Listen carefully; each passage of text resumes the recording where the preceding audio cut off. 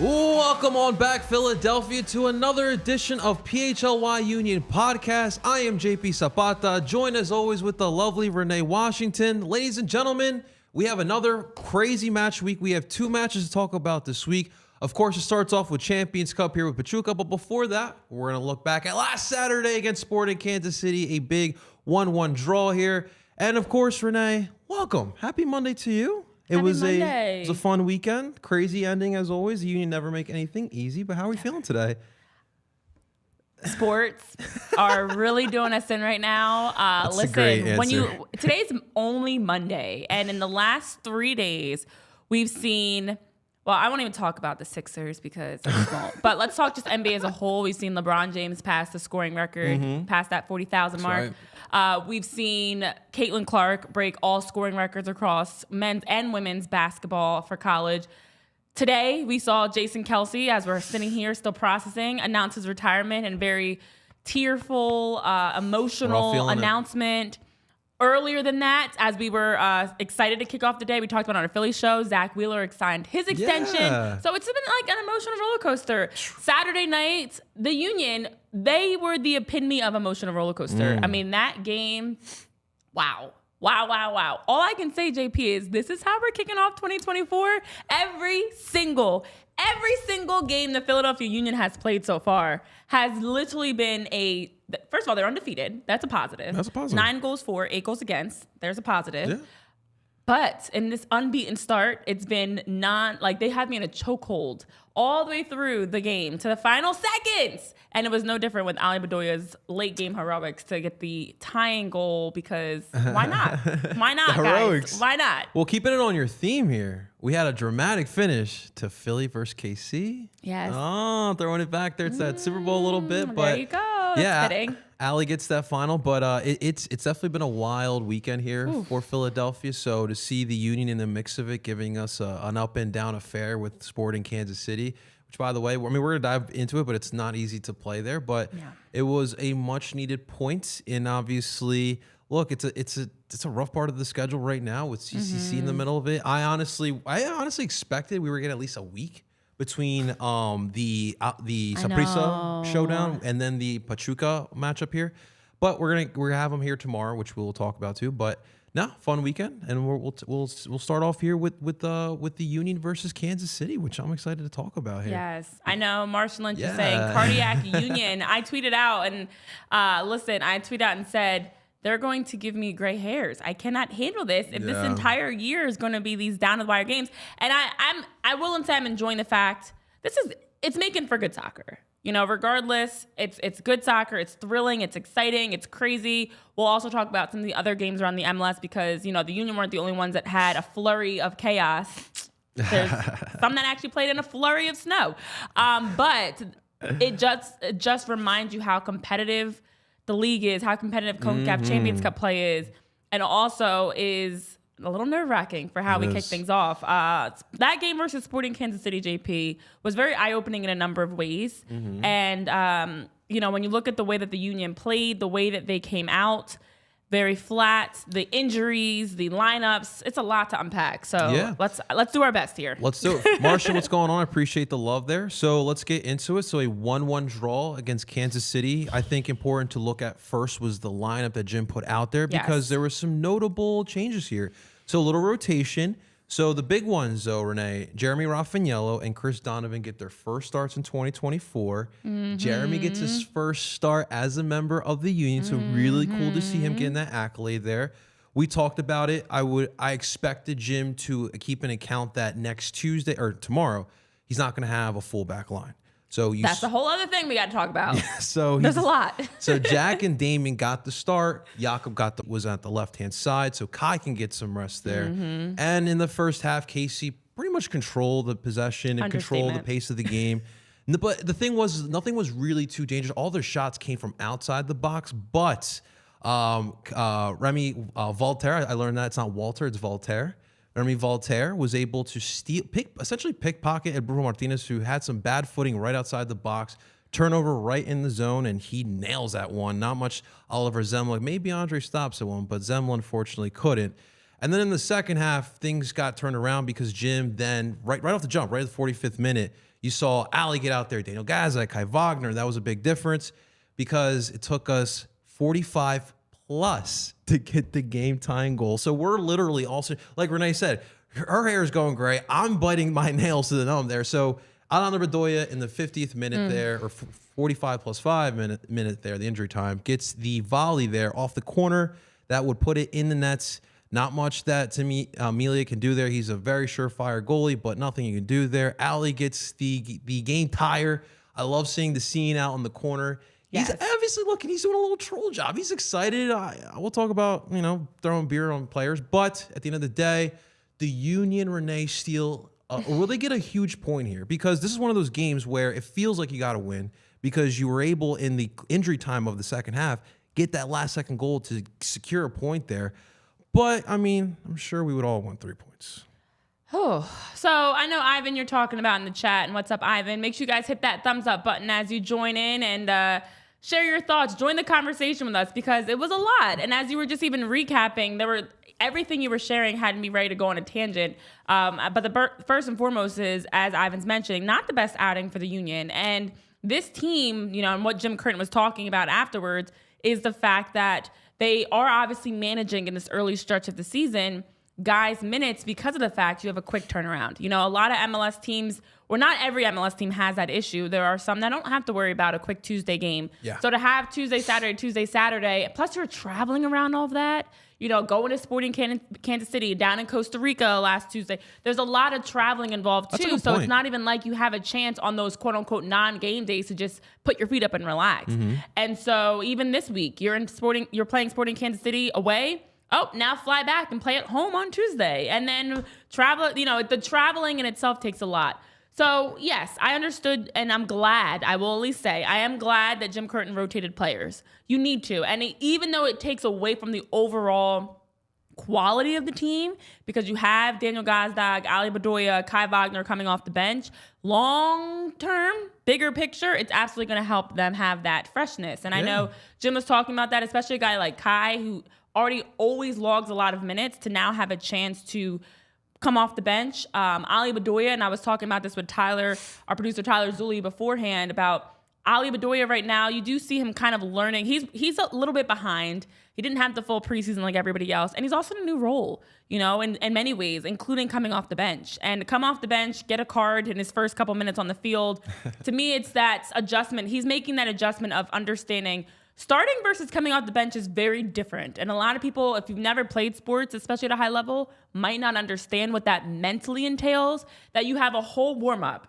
that you're going through. 45 minutes, an hour warm-up. And then you stand there and you're cheering and you're watching your team. And then you're expected to jump right in when everybody else already has their feet under them and have to be able to just jump in seamlessly. So, I think Ali Bedoya is finally getting a better feeling of his off the bench role, of how that starting, how do you start? How do you come in? And then for him to make the difference with that late goal was incredible. But even Jose, you talk about the goal that was given up. Mind you, I knew the goal was coming. I'm not going to lie. Like, when it happened, I was like, okay. Bolito got called for offsides a couple minutes before that. Exactly. It was play after play where it just felt like the Union were a step slow, that Sporting Kansas City was getting in behind, getting services, creating corner kicks, whatever, getting forward, creating crosses. And it just felt like at some point the dam was going to break. And it was Jose Martinez, who had already had a play a couple moments earlier that he lost his footing on the shot, then lost his footing on the clearance. Definitely a little concerned. I want to start there, actually. I don't even want to start with the play. Jose Martinez, to me, I don't know if anybody else is agreeing with this. And Trav, man, you're right on time. What's up, man? What's going on? Jose Martinez keeps getting hurt. If you remember, it wasn't just Saturday that we saw him go down a couple times. And over the course of even preseason, he went out in a couple of preseason games where he exited. I don't know what's going on there. Is his body catching up to the age? I have no idea. And I don't know if it's because he plays so physical. He does. And he really does. That in itself takes a lot of wear and tear on your body, that you're always fighting guys. And he's not the tallest or biggest guy out there, but he fights everybody as if he is. But he keeps having these very questionable, awkward footing, awkward steps, awkward plays, where he's grabbing his ankle, grabbing his knee. And I don't know, it just feels like Jose Martinez hasn't really been able to consistently string together full games without some sort of a play that has you holding your breath. Yeah, no, it's a good point. I'm curious because I know he left the game in the second half. I know Jim alluded here to today. He should be available for selection, from my understanding, but I do believe it was an ankle injury or some type of. It's always injury. ankle. Yeah. Another thing too to keep in mind. One thing I notice a lot with Brujo's play that can cause into some injuries. His change of pace, you can tell all the time, especially in those quick transitions or when he's trying to lose players, especially in like the union zone when he's trying to get that counterattack going. He likes to get those shimmy moves, so that could definitely be a part of it too. I genuinely do not know, but that's a good point to keep an eye out for. Honestly, it's something that I find myself tweeting. This is how I knew and realized, because I keep finding myself tweeting, oh no, Jose's down. I hope it's okay. That's a scary fall. Oh no, that's an awkward. I have tweeted that out way too many times, and we're only 4 actual games in between MLS and CONCACAF play. And it was in preseason, I remember tweeting about it too a couple of times and reading about it, because that's also how I knew. I remember reading about it in the live blog of the game of like, Jose went down, had to be, let off the field. He was able to walk off on his own accord. How many times? I don't know. And I know Jillian, hey Jillian, nice to have you here too. Yeah. You're also chiming in saying Jose is very physical. The good news is he should be good for Tuesday. And I agree. Like, it didn't seem like anything serious. I know Jim alluded to that. You mentioned it just now. But knees and ankles, you cannot keep nicking up your knees and ankles. That's a good point. At some point, it does get concerning. And he does play very quick. He slides a lot. He's on the ground a lot. I would love for them to figure out a way to get him.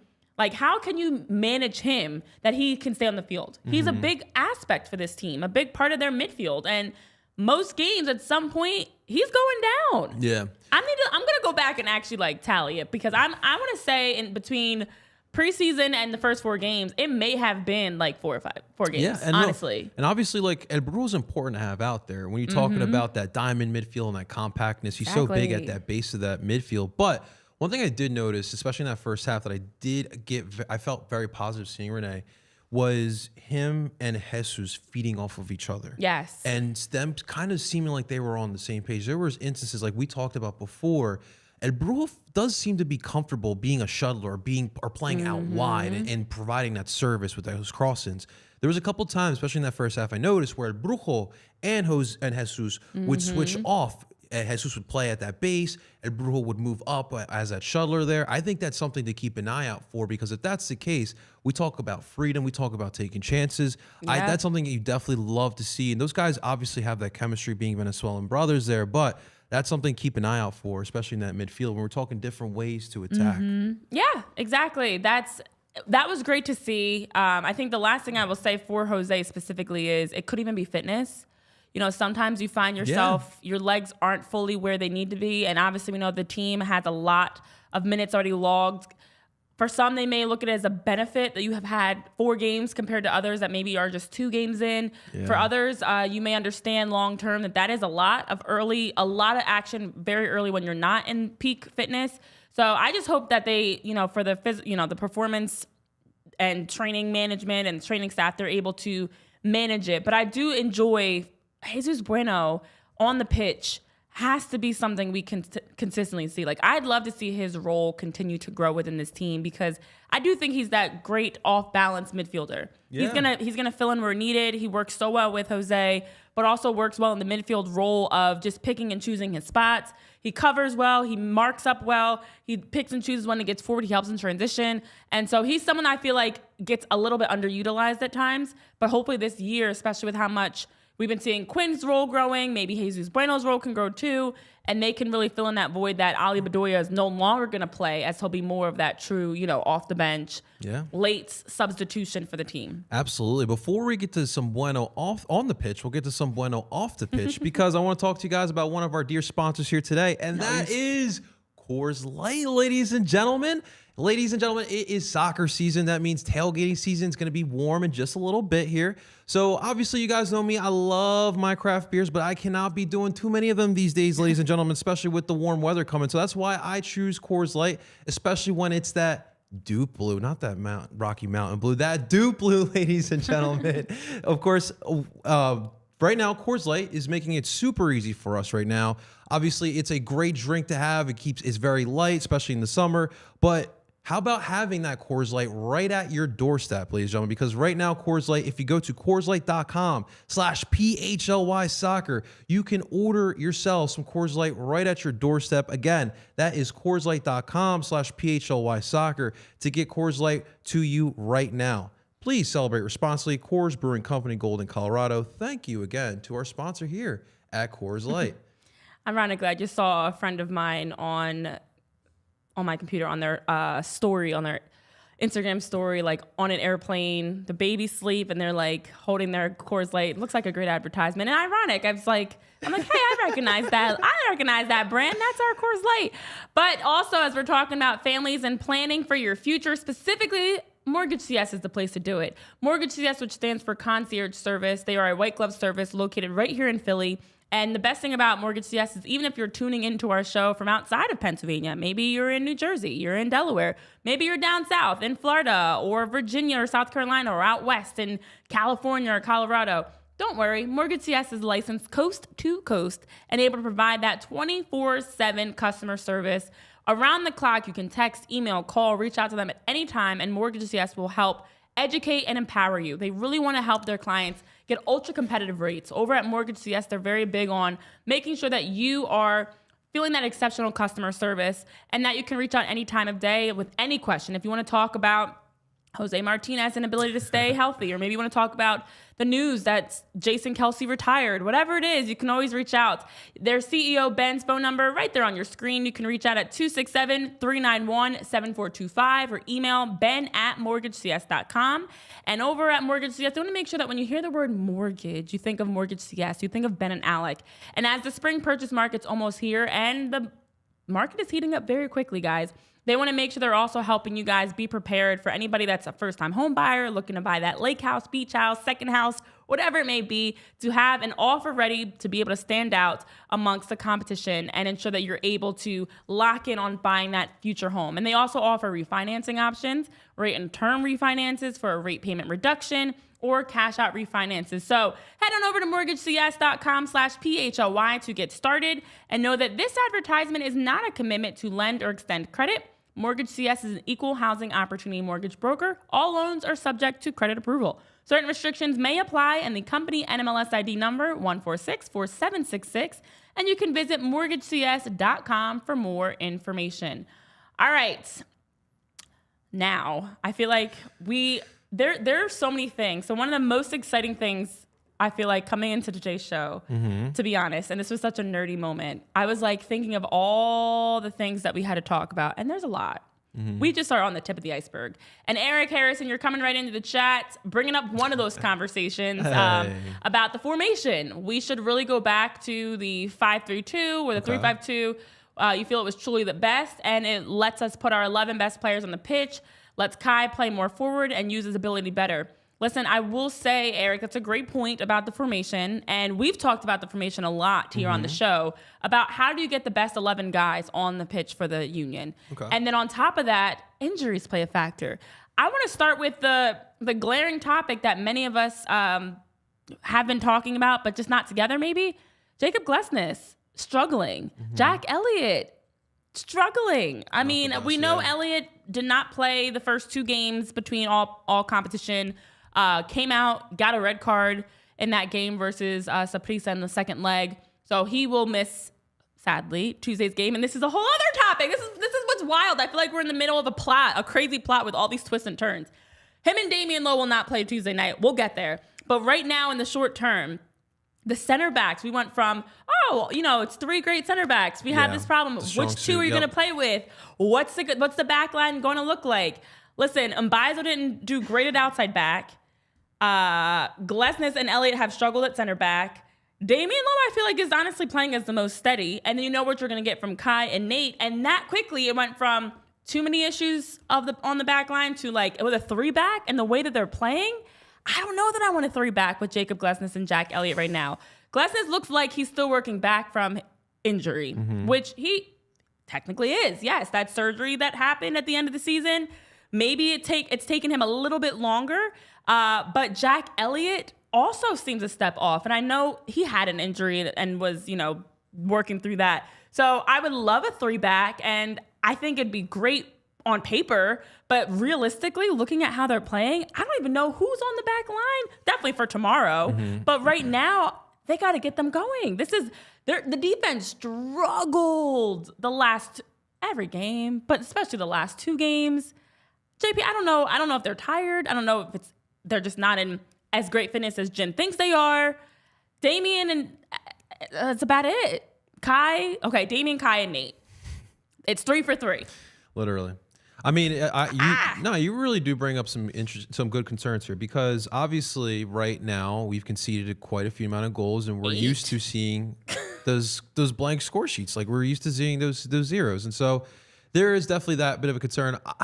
I want to say it's just rustiness, and they're just trying to shake that off, because obviously Saturday you had to rest Glezes, and by the way, you're talking about these struggles. Glezes needs to step up on tomorrow night. He's not playing well, and he's the only center back that the Union have as a true center back. He needs to outside of Oweithu Makanya, which is another interesting one too. But no, so tomorrow, like, Glezes needs to have his best match of 2024. I know it's the 5th match of 2024, but like that's where we're kind of at, because like we're going to talk about, Pachuca has a lot of speed. Pachuca has some attacking ability, and Glezes, we know he could do it, but obviously hasn't been doing it, and he's probably going to have to play with someone who hasn't played a lot of center back in the MLS as well.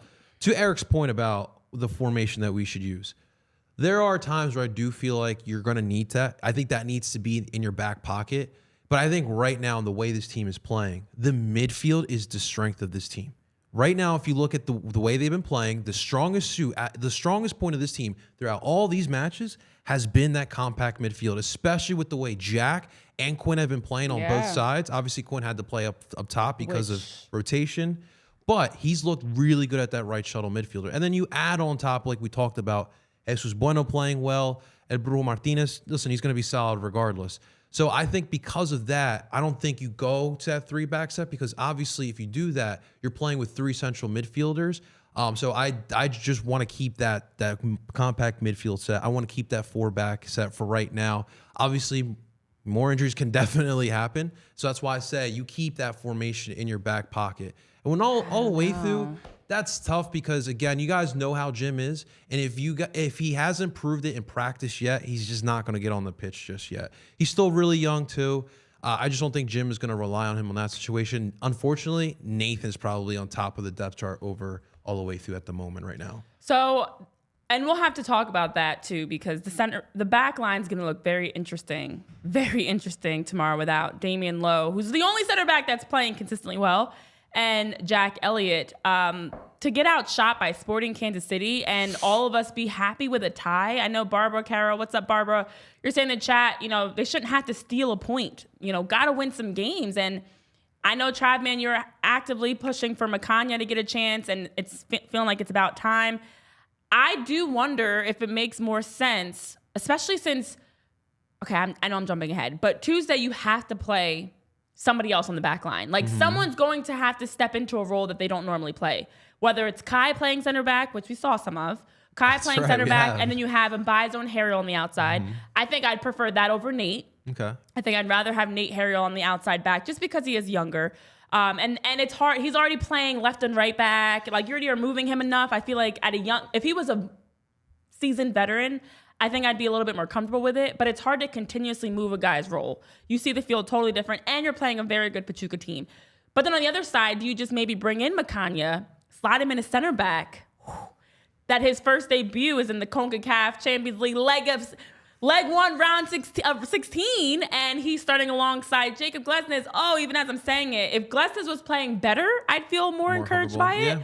But that's the problem. I don't know, because I don't know what to expect from Jacob Glesnes right now. He's not playing well. So there were a number of concerns, and even as you're saying the midfield is playing the best, they were, and then they moved Quinn Sullivan up top, understandably so, because you were having a different lineup. And then the midfield, all of a sudden, where were they?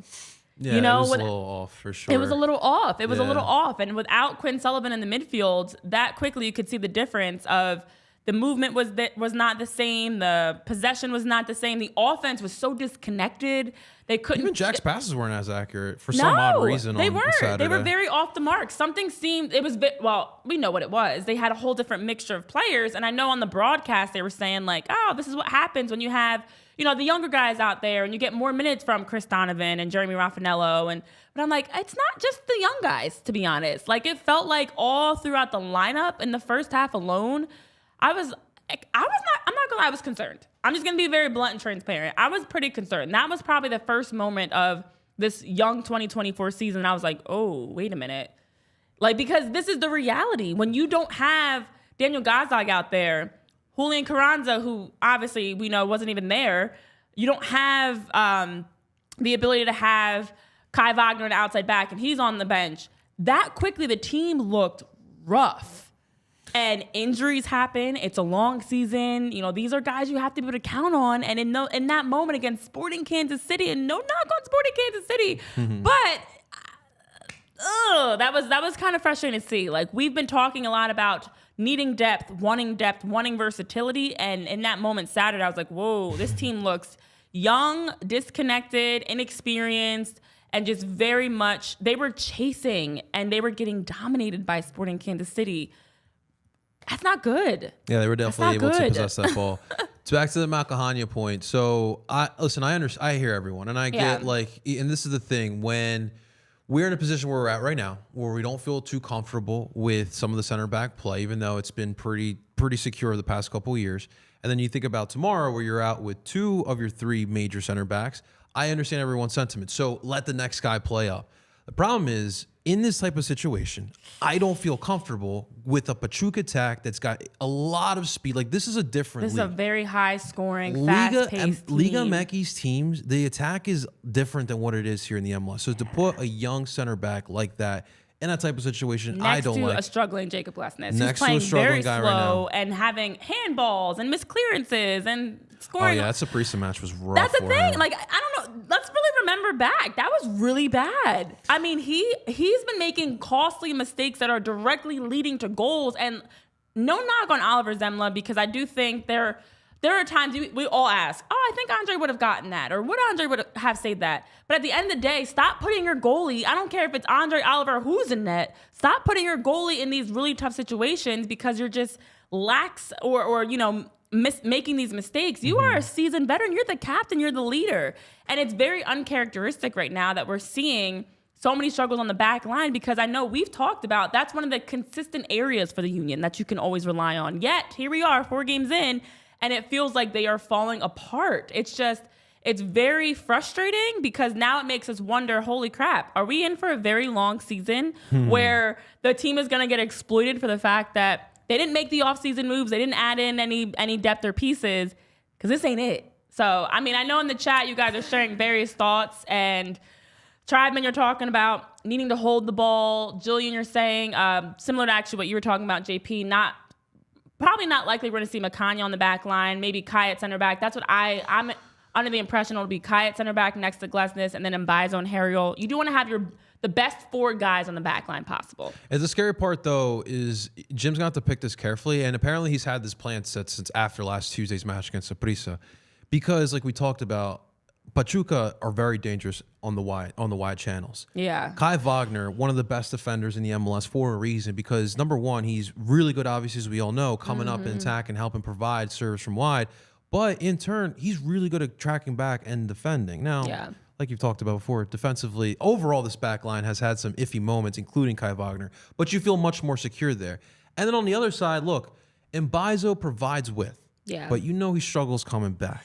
So this is the struggles the Union are going to have.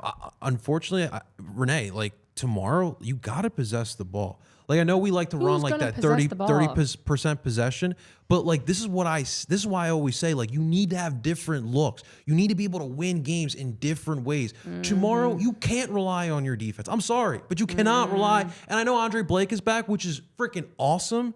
But I mean, I'm also don't want to put Andre Blake in those type of situations. Not coming back off of injury. What's an easy way to fix that? Have a little bit more possession. Score some goals. I mean, I don't see any other way that they can get it done. Another thing, too, with the attack on Saturday, I mean, you're running out Jeremy Raffanello at the 10, where Oh, Traditionally, my gosh. you have Gazak there. And Gazak provides a little more on the attack. You have Chris Donovan with Quinn Sullivan, which when they're both out there, I know what I'm going to get. They're going to run their ass off. They're going to press the crap out of the back line of the opposing team. But I know that when it comes to that final third, we're not going to get that clinical, technical ability that you're going to get from Carranza and times Ua as well. Yeah. So I think that was a part of the problem too. And then SKC kind of took advantage of that, and they had a lot of possession, especially in that first half. Yeah. Well, first of all, thank you, Barbara and Eric. I appreciate the compliments. Hey, I love that, Barbara. And then I just want to have, if you can scroll up, I want to give some love to the chat for what you guys are sharing about your thoughts. I know, Eric, you're talking about the back line of Kai, Glasses, Mbaizo, and Harrio. I don't know if you're saying in that order with Mbaizo at center back. He gets spun around so much. I don't think I'd want to see that either. And Jack McGlynn will, and wait, oh my Lord, I can read, I promise. Jack McGlynn, will he actually take that step forward? We need him to grow to be a star player soon. I agree with that. And actually, that's a good point that I want to touch on in a moment. And then the Union are really going for this, hence the lineup at Sporting Kansas City. Yeah, this past Saturday was Jim trying to rest guys, knowing that Tuesday is going to be a dogfight. And Travman, you're also saying that Ua and Gazdag need to step up and stop being lazy. Unpopular opinion. I think Chris Donovan is Mikel Ua Jr. Little Mikel Ua Jr. I don't love their game. And it's very inconsistent, and I know I remember talking about this a week ago, actually. I don't like players that spend more time arguing, that feeling like they should have gotten called, a foul called in their favor, feeling like they're, every time you look, your hands are in the air, because that means you're not playing soccer. Like the game, listen, call it what you want. The last plays of the game, including the one that led to Ali Bedoya's goal, controversial. That is soccer. That is sports. It happens all the time. You don't agree with a call, a flag, a technical. It doesn't matter, but you aren't expected to leave the game in the officials' hands. You have to take care of business yourself. It shouldn't be, the officials lost it for us. No, you lose it for yourself. It doesn't come down to the officials. And I just feel like Chris Donovan and Mikel Ua, you're laughing at me, are two guys that spend more time fussing about the referees than actually focused on playing. And you know what makes me the most frustrated about it? When they have a chance and the ball's being slotted across the box, and that's your time to burst through and finish, you're hesitating. And Daniel Gazdag, you're not far from that list too, because he has that issue too. Balls being played across the box. You have Quinn Sullivan, Jack McGlynn, Kai Wagner, Nate Harrell busting their butt to get up the pitch. They're getting in the flanks, getting these flank services across, and you just need to run through the ball.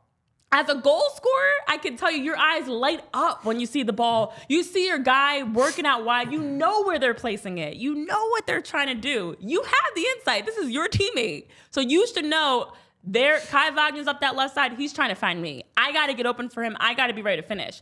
Why are you never ready to finish? And why are your footing is always off? You're in the MLS. Biggest stage. CONCACAF games. Biggest stage. And instead of running through and finishing, you're too focused on what the referee did or did not call. So to be honest, like when we point the finger, offensively, there's a lot of talent there, but we all know hard work beats talent when talent doesn't work hard. And sometimes this talent is not working hard because I feel like they're too busy trying to complain. Don't do that. So I would love for Jack McGlynn to have a better performance of just dictating and controlling the midfield. Quinn Sullivan back in the midfield would be nice because we need his movement. Yeah. But Daniel Gazdag, Mikel Ua, Chris Donovan, when he gets a chance, you got to go on and play. And that's why I like Marcus Anderson. Every time Marcus Anderson has stepped on the pitch, somehow he's at least in a near scoring opportunity. He's setting himself up. He's ready to go. He knows he's finding and making the most of his minutes. He's working hard. And every time you see it, him on the field, something good is happening. He had a just wide opportunity. He gets a head on it. He gets a foot on it. He's making runs to find the ball. I literally intentionally watched, and please, next game, watch. And I was watching I always like to watch off the ball. Like when I cover games, I don't just watch the ball. I'm watching the whole field. And I intentionally was watching in the box. Okay, what are your forwards doing? You are in there to score goals. And again, as a forward, you know where the ball is going. Yet you're not making the runs to get there. Someone should be firing your post, firing back post, firing penalty line. You're finishing your runs. You're finishing your goal. Done. But no, they're too busy complaining. So that's why I feel like the defense is exactly what we're seeing.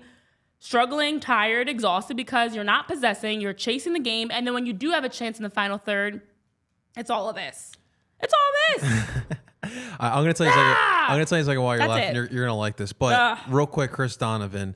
Look, I love him as a guy. I love him as a player. And the fact that the dude has worked his ass off. I mean, like that. He played. He was like a 4-year senior at Drexel. Like, it's a great story. It's good to see him in this rotation, but he just lacks technical ability, which I don't know if he could be a starting MLS striker, maybe a rotational guy, but we'll have to see. But the reason why I'm laughing is because did you watch the Gold Cup quarterfinals, USA and Colombia, for the women's game? Oh. I was literally watching. I felt like Union versus Miami last year in Leagues Cup because we were just crying. And we were doing this mental game. Yep. And I don't know why we were trying to do this. This is the United States women's team. Yep. And so that's why I was laughing, because you were bringing that up, and I just thought of that game. I was like, wow. A lot of times, the difference between winning and losing a game comes down to who goes on and just plays. Yeah. Like, soccer is a sport. You don't have to be the most talented, the fastest, the strongest, the most tactical. Like, I know we're talking tactics and formation. You don't even have to do all that. You just have to want to score and want to be the first to win that 50-50 ball. And at times, I don't see that. I know, Jillian, you're talking about Marcus too. And I know, Eric, you are saying the same things of like Marcus Anderson with time and with more minutes. He is going to be someone I think we can rely on because he's continuing. He definitely feels like a gem. Yeah. And that the Union got him as a steal. I know a lot of people were very upset. Let's not forget, upset when the news broke that Marcus Anderson was signed to the Union. And he's the most promising addition that we've seen for them because honestly, he just plays hard. I'm gonna be pulling a McNabb here. Yeah. Gets booed on draft. Well, not obviously we don't do. We really don't. Lord. We do kind of do a draft. We really don't do a draft, but obviously gets booed when he comes here. Maybe he'll have a nice little Hall of Fame career here in Philadelphia. Hopefully, it may be a better ending to it than Donovan McNabb. No throwing up the MLS Cup, Marcus. But I put this tweet out, Renee, because when I watch Marcus play, I do get a little flashbacks of when Corey was here. In the fact that when Corey was here, the reason why he was so dangerous in that 23 season, he comes in the 60th minute, these back lines are tired, and Corey's coming out here running at you 100 miles per hour. Marcus kind of has that. That could be a weapon that you come off the bench. And now you're talking about some cards off the bench. Ali, you know what you're getting out of Ali. Yes, Jesus I love that. Bueno, now Marcus Anderson, and now you may start seeing the depth. The thing I do get concerned about is that there's just a lot of matches. You have some depth now, but think about the amount of matches. Yeah. You played, 50 matches last year with the 2 playoff games? Yeah. So, like, yes, you have some depth, but, it's a lot of matches to kind of space it out. I know. And then on top of that, you have someone like Julian Carranza. I know, Ivan, you're mentioning in the chat, he's going to be a game-time decision according to Jim. That's exactly it. The Union absolutely need him, not just tomorrow, every game. But he will be a game-time decision. And if you have a game-time decision of where you're going to go and which tickets you need, you can head over to the Game Time app. Thank you, Ivan, for teeing that up for me perfectly. Because over at the Game Time app, you can download it. You can browse through tickets for any sort of games around any sport, but then also entertainment, comedy shows, concerts. They're all right there for you at a great low price, and they just take the stress out of the ticket purchasing process. Now, like I always give the disclaimer, we cannot promise the game won't be stressful, but we can at least promise buying tickets for it will be. So over the Game Time app, you can find tickets that are nearest you. They also will give you alerts around any new tickets or new prices that they have. I know they've also do an awesome job of whether it's an app alert or an email, just notifying you to check out the Game Time app. I've got the Game Time app myself. And when you download it and use that code PHLY, you'll be able to get $20 off of your purchase. And now, on top of the convenience, saving some money, already low prices, they allow you to see your seats. So now you have an idea of where you and your friends are going to be hanging out at that game or singing along at the concert or laughing till you cry at the comedy show. And then when you show up, all the tickets are right there on your phone, so you can easily scan, get in the door, and start to have some fun.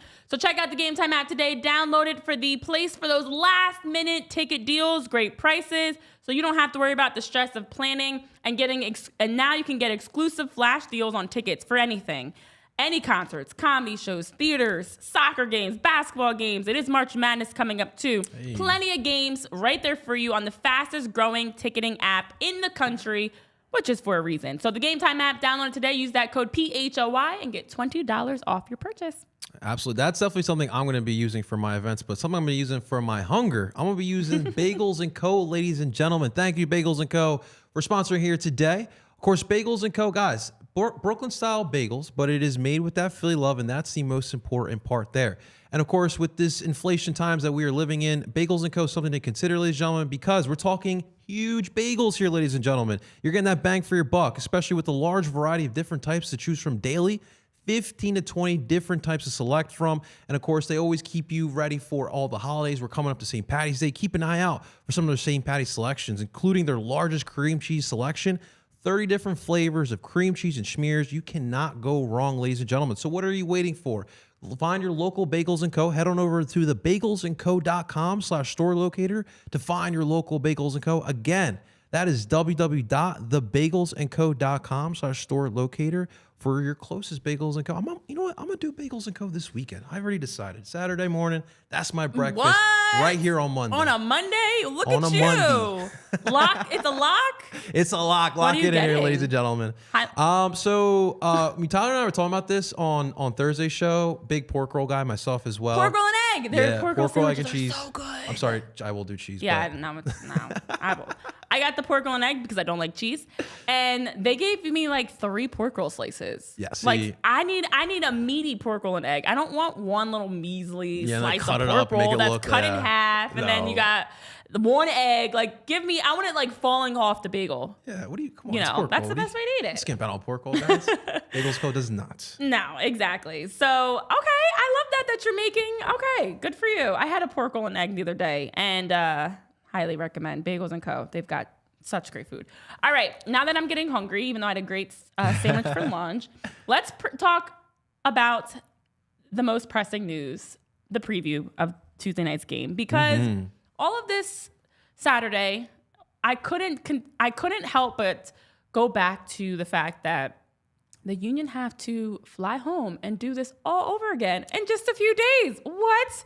And yes, and shout out, we didn't even talk really about the goal enough, but Ali Bedoya scoring a goal off of a corner kick that Kai Wagner took was something that months ago we probably would have laughed at and wondered if that was possible. Point. Like, I literally was really good point. Kai Wagner corner to an Ali Bedoya game-tying goal, and we remember not too long ago wondering if either of them are going to be with the Union. Well, thank goodness they are still with the Union from that sense. But now moving forward after that last-minute tie that happened, now the Union get to face Pachuca. So it doesn't get any easier from here because, yes, they are back home. And, yes, there are moves that have been made. Andrew Rick, for example, being added to the team late last week because of the fact that Holden Trent is dealing with an injury that requires surgery. So because of that, Jim Curtin brought in Andrew Rick as the backup. So here you go, guys. Andrew Rick, he's 18 still. Did he turn 19 yet? Andrew Rick was brought in. Actually, he just had a birthday, January 30th. Andrew Rick was brought in as the backup goalie. So as much as we are frustrated, and no knock on Andrew Rick, he's just he's a Union 2 player. Yeah. He could have been seeing his first MLS action. That's wild to think about. He was the next option. So hopefully Andre Blake is good to go. He is expected, as we now know, knock on wood, to be able to play Tuesday, which would make Oliver Zemlin the backup, or vice versa. If Oliver does play, but at least Andre is able to play if needed. And so there's one slight sigh of relief. But real quick, because before we move on, because obviously Andre being back is big, but I think we found out something with Oliver Zemlin these couple starts. I think we have something here in the backup. I like him. He, especially obviously a couple of these goals, you're looking at him, it's like, all right, it's just it's a young rookie goalie, but Renee, he made some big saves in crucial moments. So I think I'm going to take that away. Jim talked about it too in the presser. We found out more about Oliver Zemlin. So I think that it's great having Andre back, but a young backup goalie. We're back to Matt Freese here, ladies and gentlemen. Oh, yeah, exactly. I know, Eric, you're talking about what's up with Holden. Yeah, Holden Trent, what was that, a finger that he required? He needs surgery. So he actually... Caught me by surprise, yeah. Yeah, he's been dealing with that allegedly since last year, Jim was saying. I had no idea, but he's been dealing with that on and off for a long time, dating back to last season. I think he said the end of last season. But for Holden Trent, it was something they were kind of putting off, much like we've heard before. Hopefully it's not the ring finger for him, because as we know... I know. They've been putting it off, trying not to, go under the knife, so to speak, and have to get surgery, but now it requires surgery. So he could not be the backup as a guy that still needs to get surgery. So yeah, because of that, Andrew was brought into the fold, but hopefully Andre will be back. Game is at Subaru Park, so at least the Union do get to play back at home. I know I got an email. Tickets are going out. They're trying to encourage everyone to rally around the team and get out there to Subaru Park Tuesday for that 7 p.m. kickoff. You can also watch the game on FS2 and TUDN. But with that, you're playing a team in Pachuca, that is very talented, to say the least. They won the Liga MX championship for the 2022-2023 season, which is how they got a bye into the round of 16.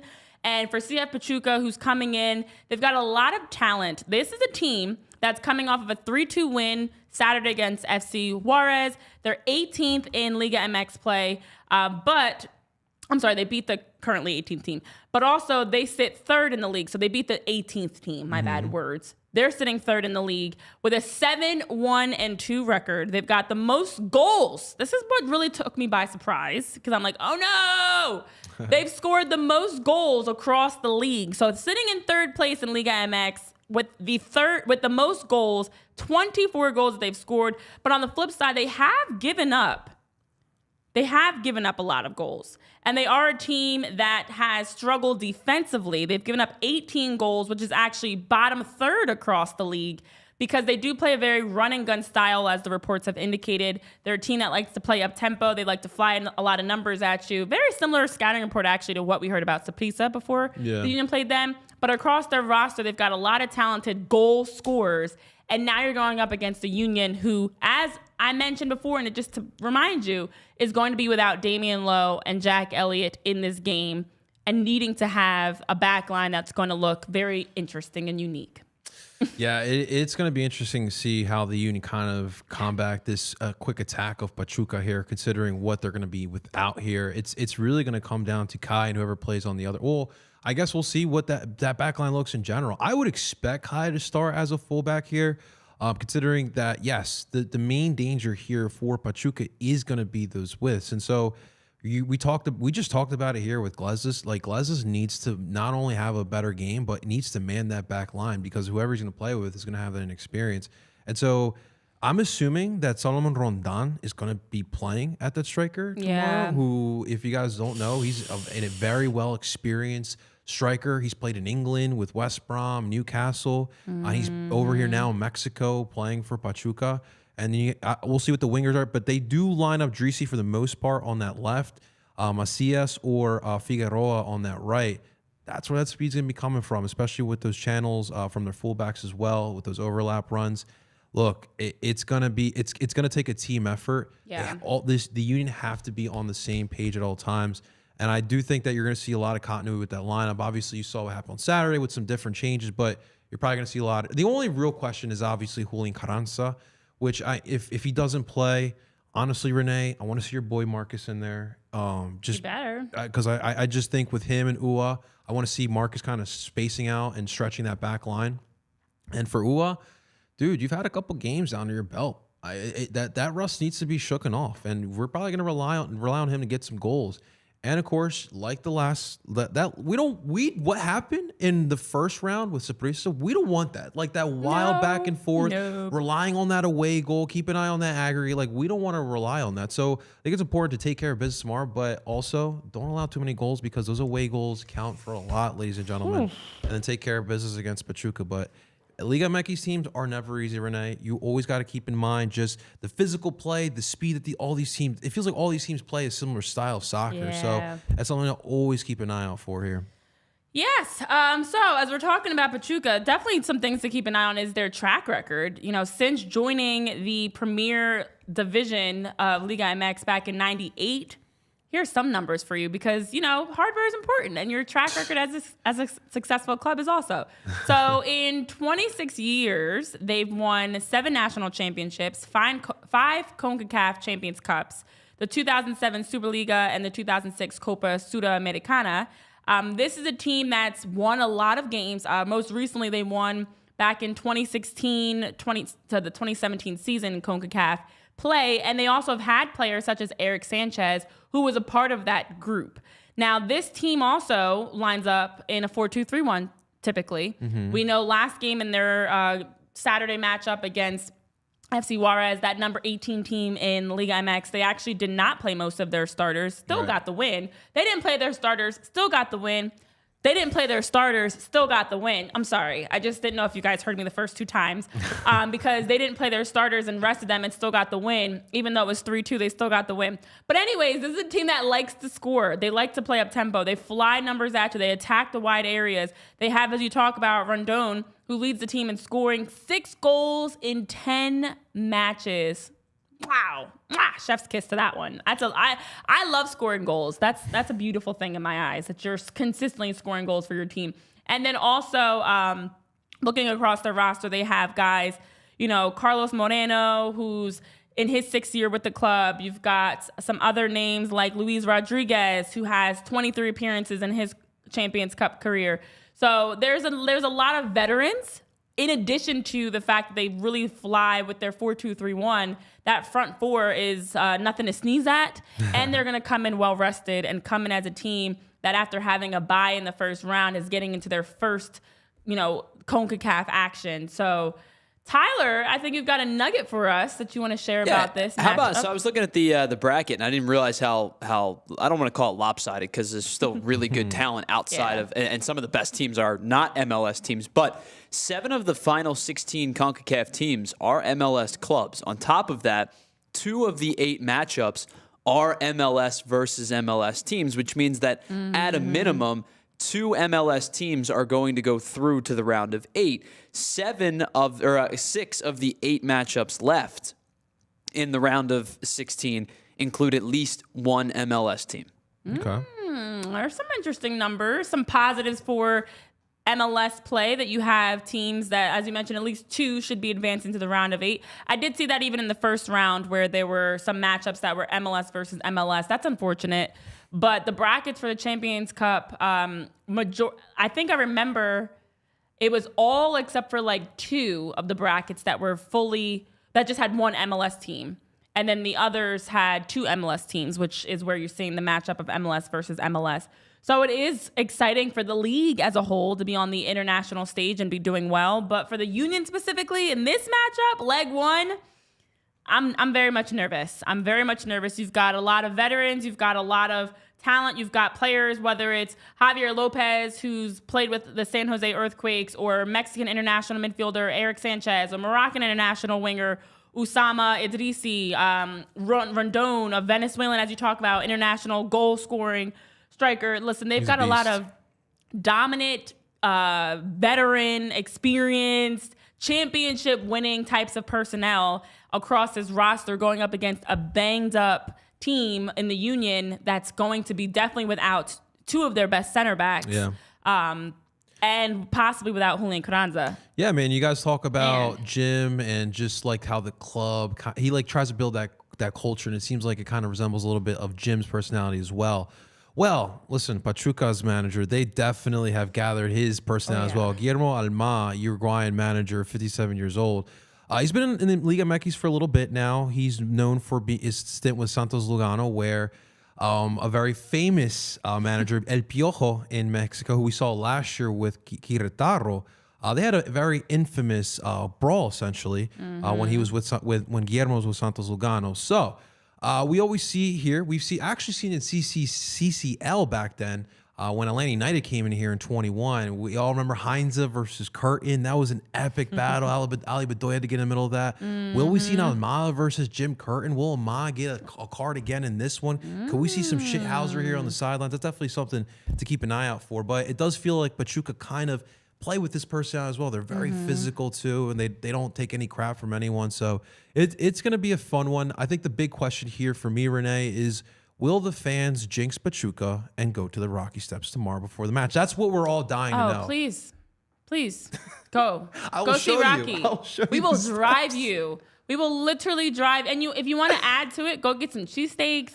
Go see the Rocky statue. Go take a picture on the steps of the art museum. Whatever it takes, because listen, we just saw it with Saprissa. Yeah. Teams, when they visit Philly, or even the fact that it's down in Chester, they make the trip. They want to see all the historic components of Philly. So Ivan, Eric, Jillian, Barbara, whoever we need to, let's rally up the buses and go give them a tour. Go see the Rocky statue, please. Because that would be great. I think we could use whatever extra, positive vibes or whatever luck that we can have to help out. Sure. That would be definitely dope. And the other big crucial one is the weather tomorrow. We have I know that was mentioned in the chat. Rain all week. I don't know if you check the weather these days, but especially tomorrow. And especially last year, Renee, so many of those early games got rained down. That's the last thing we need, especially we're trying to get people out to a Tuesday match and we're going to have potential rain in here. That's definitely something to keep an eye out for. Yeah. I mean, it just is wild to me that we keep having these rainy games. I know. every game at Subaru Park has been rainy, and I know, Eric, you were talking with Ivan in the chat about the weather. It does feel like the rain should stop by game time, but it's definitely concerning that here we are talking weather again. And I know Kyle, what's up, Kyle? You're in the chat mentioning how they're a very academy-driven club. They don't have they have few impact vets, but they have a 4-year plan there. Hitting a high mark with their young players. Yeah, I mean, that's what it is. These aren't even old guys. These aren't, your later seasoned players. These are young guys that have been in the fold for a while, which makes them veterans in that sense because the years of experience, they've got mileage on the tanks. Although birth year, they're younger, they're still very much seasoned in the sense that these aren't guys, as you talked about, Macania, for example, that's making their debut or being called in to play a role they haven't played. So, yeah, that's, I think, actually, Kyle, to your point, what makes it a little bit tougher. You're talking about young, experienced players that are, 3-4 years in to playing on the biggest stage, and they're not shy, and you don't have to worry about what they're going to bring to the field. Actually just makes it a little bit worse, Kyle. But you were absolutely correct. This is a very seasoned team in that they've done a good job developing their group to be able to afford them the even chance to have a bye in the first round, for example. Hungry teams are always the most dangerous, obviously, as we're celebrating Jason Kelsey's football career. Yeah. Hungry dogs do run faster, and especially in this sport, you've seen it countless of times, that team who's just has nothing to lose. You look at Orange County from a couple years, or Sacramento Republic from a couple years ago with the U.S. Open Cup. You look at Porto, I've seen the early 2000 Champions League. Those teams who have nothing to lose, those are the ones you should worry about the most because they're going to take those chances, and you're probably going to sleep on them. And then I don't think Jim and the boys are sleeping on Pachuca. And hearing the presser today, it seemed Jim always has a lot of respect for all opponents. And that's what you love about him. But yeah, you always see that all the time in these type of tournaments. And what I just worry about is, I think, was it Eric or Ivan mentioned in the chat, is that CONCACAF shithousery like we saw in leg 2 against Saprissa. That type of stuff you cannot anticipate, literally anticipate anything to happen tomorrow night. And so that's always the scary part about this. But please play some defense tomorrow. Do not allow them to put up 3 goals in Subaru Park. You should not allow that to happen. Yes. Well, as Jim Curtin mentioned, Andre Blake should hopefully be back by Tuesday. He's, close to that return. Of course, the adductor injury has been lingering a lot longer than we would have liked. So he'll be back. Still waiting to hear officially about Julian Carranza as of this moment as we're having this conversation. Something will change, though, depending on when people are listening to the show later or watching it back. But overall, what we do know, regardless, no Damian Lowe, no Jack Elliott, and the Union are going to be going up against a very high-scoring, high up-tempo Pachuca team that's going to absolutely test them. So for Jim Curtin and the Philadelphia Union taking on Guillermo Amada and CF Pachuca, that, of course, 7 o'clock tomorrow, as you guys were mentioning in the chat. Rain or shine, fans will be there out in droves at Subaru Park. Show up. Excited to watch and cheer on the Philadelphia Union. And before we wrap up, and Tyler, I'm so sorry you're going to hear me say this line. Before we wrap up, just to hit on a couple quick other news and nuggets, because we will go slightly over today. Around the MLS, listen, the Union weren't the only ones that had a crazy game. Also, defending champs Columbus had a tie against Minnesota, and Minnesota tied that game up in stoppage time also. Stoppage time goals were out and about this past weekend. Oh, yeah. And there's been some trades. There's been some crazy games. There's been some results that may have shaken people up. We had a snow game this past weekend for Real Salt Lake. It's been quite a weekend, I feel like, around MLS play. It has been wild. It was a good weekend for MLS play. Obviously, Miami is the king of Florida. I'm sorry, Orlando, but that is unfortunately the case. 5-0? 5-0. 5. That was a thumping of all thumpings. But I think the biggest takeaway I took from this weekend is, Renee, we can play soccer in the snow. And that was the crazy part. Honestly, look, I understand. We had this great conversation before the show. Like, I understand as a player not liking the play. I can completely I've get played that. in the snow. But like, as a manager of an MLS Cup winning team, and also you played about a decade in Bundesliga. You coached a couple years in Bundesliga. They play in the snow in Bundesliga. For you not to know that you could play in the snow in the MLS is wild to me. That's a wild-ass concept to me. Yeah, we do, Steve. And that orange ball, I actually really like that ball, by the way. We play with that too. And yeah, clearly you weren't prepared. Chico Arango from Colombia, he was prepared. He scored a couple goals on you. Yeah. Listen, That was a crazy one. I have played games in snow. I've played games in hail, and now that's actually worse than snow. Hail hurts, by the way. Like when you're in like a sleeting rain or hailstorm and you're playing and you're just getting pelted from the sky. Not great. And then of course the usual, just like the rain where you can't see your hand in front of your face. So I know a lot of people are like, "Oh my gosh, soccer gets played in the snow." Yep, soccer is different. You know, there aren't many sports that you play in any weather. The only thing that would literally stop soccer is if it's lightning. And especially with turf, they will just shovel. And I used to be so mad sitting there watching, like, just let it snow. Nope, they'd be out there shoveling the turf, or some have heaters under the turf too that helps melt the snow. That's in football stadiums, use that a lot too. And they'll just go out there, clear off the lines, and let you play. So it was very interesting because I know people were extremely surprised by the fact that game was still played in the snow. But yeah, that 5-0 result, insane. The 1-1 tie between Minnesota and Columbus.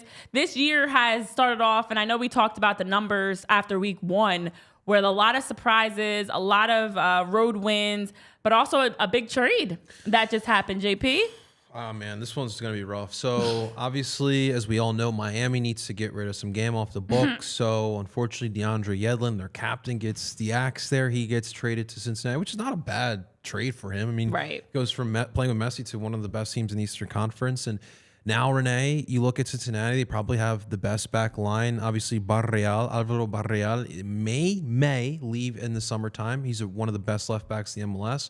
But you match that with Miazga and Miles Robinson with DeAndre Yedlin now. That's a really good back line there. And so, like, I look at it as a Union fan, like, yeah, it genuinely does suck because, like, Cincinnati took our blueprint, but they mixed that with true ambition. Like, they make smart moves and they do spend money. Like, that was a smart move. Getting a veteran guy at that position that you needed someone there, it sucks. It generally does suck, but it's a good move for DeAndre Yedlin. It is. And also around the league, there are some teams that are still seeking that first win. New England being one of them after they lost to Toronto. They've got 2 losses to their name. NYCFC also, Atlanta United. They've also only played 1 game though. Orlando City, who I know I was projecting to be a top team. It's still so early. I'm not saying they're not going to be. Of course, after that loss to Inter Miami, they're still winless to start off the season. Chicago, the Fire, turned around and lost. They're still winless. Nashville. I mean, I can't talk because the Union are also winless with their 2 draws in MLS play. So there's a lot of teams sitting with a bagel and a goose egg in the win column, the Philadelphia Union being one of them. And then even on the west side, there's a lot in the bottom of the conference right now that are still seeking that first win because it's been a lot of ties to start off the season. You know, you look at Sporting Kansas City, that's 2 ties for them now. Vancouver has had a tie. Houston Dynamo sitting with a tie and a loss. It's been a lot of, down to the wire ties, close games, and that's MLS for you. The points where you can, right? Exactly. That's how close it is. So makes every game that much more interesting that there's no clear favorite or clear team to win it or lose it because every game can go any possible way. And we'll see what happens Tuesday night for CONCACAF Champions Cup play. JP, as we wrap up here, because yes, it is almost time. I know as we're previewing this game, we're getting closer to game time at Subaru Park, 7 p.m.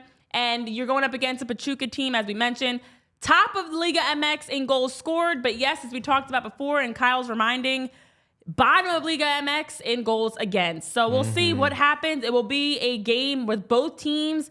You've got a defense for the Philadelphia Union that's just without their best players and going to be struggling because of that. and you've got a defense in Pachuca that's struggling just because they're not a defense-oriented team as much as being an offensive juggernaut. Yeah.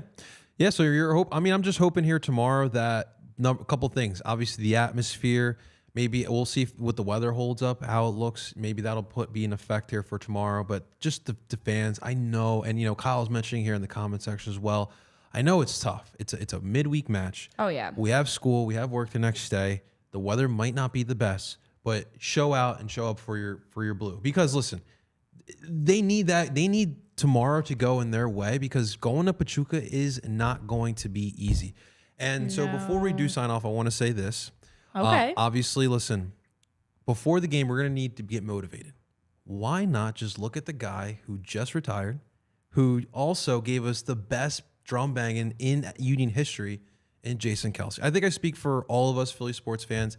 He holds a special place in all of our hearts. And listen, I know like someone like Kyle's a big Union fan, but I know Kyle's a Dolphins fan as well. But like anyone can appreciate a guy like Jason Kelce who represented Philly in the right way. And so, Union, give that man a call. I'm sure he's got some free time now. Bring him out. Let him get the crowd hyped because it has been an emotional day around his announcement that he is retiring and done with football. But listen, it's time to start focusing on the other football, soccer. So again, I know, Eric, you're in the chat mentioning where you're going to be located. You guys can definitely... There you go. You guys can definitely make sure you're catching up. Ivan, Eric, Kyle, Drop your Travman, sections in the comment section. Down at the game, definitely share in the chat where you're going to be watching from because it's almost game time. Rain or shine, time to show out and support the Philadelphia Union because they're back home taking on CF Pachuca in leg 1 of the round of 16 for CONCACAF Champions Cup play. So for JP, Tyler, myself, Renee, we will see you guys back Thursday. We'll be live 3:30 recapping the game and starting to look ahead to this weekend. And hopefully we're recapping a victorious leg 1 for the Philadelphia Union. So 7 p.m. kickoff. Looking forward to it. Let's go, Union. We'll see you back here for more on PHOI Union Podcast on Thursday. Doop. We all silly.